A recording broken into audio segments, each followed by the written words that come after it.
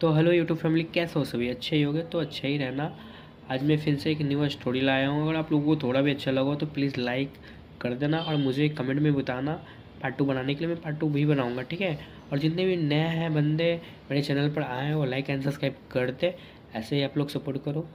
मैं इससे भी अच्छी अच्छी स्टोरी लाऊँगा। और चलिए स्टोरी स्टार्ट करते हैं।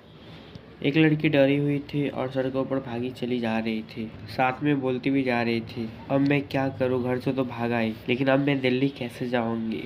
माँ और भाई हर जगह खोज रहे होंगे, मुझे कैसे भी करके यहाँ से निकलना है। रात के 8 बज रहे थे जिस रास्ते से वो जा रही थी, और रास्ता फिर भी बहुत सुनसान था, फिर भी उसके कदम रुक नहीं रहे थे। वो आगे चले जा रही थी। इस वक्त अगर वो अपना कदम रोक देती ना तो शायद भगवान को ही प्यारी हो जाती। ठंड में भी उस लड़की का पसीना बह रहा था। वो बार बार पीछे देख रही थी और आगे की तरफ भाग रही थी। जानवी अपनी सौतेली माँ और भाई से वो भाग कर आई थी। उसकी माँ और भाई पैसों के लिए बड़े उम्र लड़का से शादी करवाने के लिए जा रहे थे। जानवी भी बेहद खूबसूरत लगती थी, उम्र 22 साल। वो लड़की समझदार तो थी, लेकिन चंचल गुस्सा जानवी के नाकों पर रहता था। वो कभी भी गलत बर्दाश्त नहीं कर सकती थी, और यहाँ तो उसकी शादी गलत हो रहा था। उससे उसके बिन पीछे उसकी शादी ऐसे इंसान से हो रही थी। ऑलरेडी शादी होकर पत्नी मर चुकी थी, और जानवी की उम्र के उस इंसान के खुद के बच्चे थे। उसके फोन पर काफी देर से रिंग बज रही होती है। उसी रास्ता पर एक इंसान जा रहा होता है। वो जब कॉल उठाता है तो वो कॉल उसका पीओ का होता है। पीओ ने दबी आवाज में बोला, सर,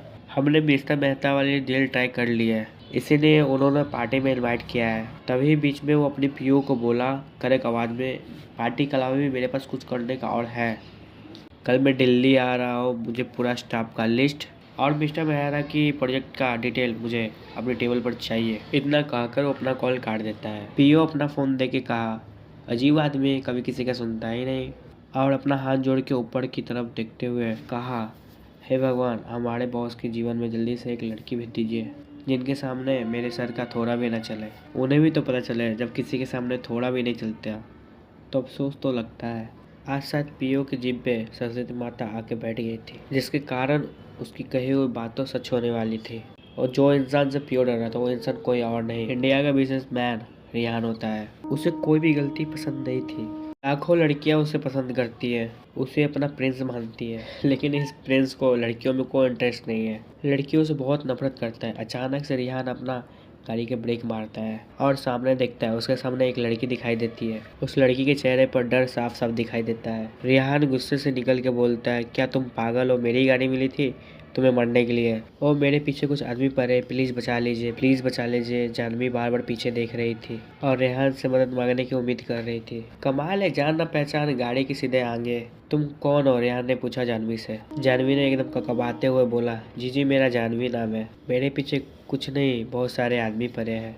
लेकिन वो आदमी तुम्हारे पीछे क्यों है? रेहान ने जानवी से पूछा। जो मेरे पीछे वो मेरे भाई के गुंडे हैं, मेरे जबरदस्ती शादी करवाना चाहते हैं, इसलिए हमको वहाँ से भागना पड़ा। जानवी ने रेहान को सच बता दिया। रेहान जानवी से कुछ और पूछना चाह रहा था। इससे ज्यादा और कुछ पता वो आदमी जानवी के करीब आ गए। जानवी भागते हुए रेहान को कोसने लगी। जब मदद ही नहीं करनी थी तो बता देते, बिना मतलब का टाइम बर्बाद किया। न जाने भागते हुए अभी तक कहाँ पहुँच जाती। और इधर रेहान भी कोसने लगा। बोला, जब भागना ही था तो मेरे गाड़ी के सामने क्यों आई? बेवजह का इतना टाइम वेस्ट कर दिया। इसे पता भी है मेरा टाइम कितना कीमती है, पागल कहेगी। और वो अपना गाड़ी पे बैठ के आगे जाने के लिए रेडी हो जाता है। लेकिन जानवी भागती तो कितना भाग लेती। आखिर पीछे भागने वाले आदमियों में से एक ने पकड़ लिया, उसके गालों पर जोरदार थप्पड़ मारा और बोला, तुम्हारा हिम्मत कैसे हुआ वहाँ से भागने की? भाई छोड़ो, आप मेरे साथ ऐसे कैसे कर सकते हो? कुछ पैसों के लिए आप शादी उस आदमी से करवा रहे हो? जानवी अपने भाई से छुड़ाते हुए कहा। साहिल जानवी का सौतेला भाई जानवी पर दबाव डालते हुए, हम चाहते तुम्हारी शादी उस आदमी से हो जाए, क्योंकि तेरी शादी के बदले 50 लाख रुपये और बंगला न जाने क्या क्या मिल रहा है सुविधाएं। तो हमारे बारे में भी सोच, शादी कर लेगी तो क्या हो जाएगा? और ऐसा भी उस इंसान से शादी कर लेगी तो रानी बन के रहेगी। हम तो तेरे बारे में भी तो सोच रहे हैं। छोड़िए, मैं उस आदमी से शादी नहीं करूँगी, जानवी ने अपने भाई साहिल को कहा। मुझे इस भागी हुई लड़की से शादी नहीं करनी है। मार दो उसे, मारने के बाद ही सब कुछ वो तुम्हें दूंगा, न कि उसकी शादी मेरे से होने के बाद दूंगा। पीछे से आवाज आती है। वो और कोई नहीं, वही आदमी था जिसकी शादी जानवी से होने वाली थी। साहिल ने जल्दी से उसकी बात मान ली और जानवी के आगे बढ़ने लगा।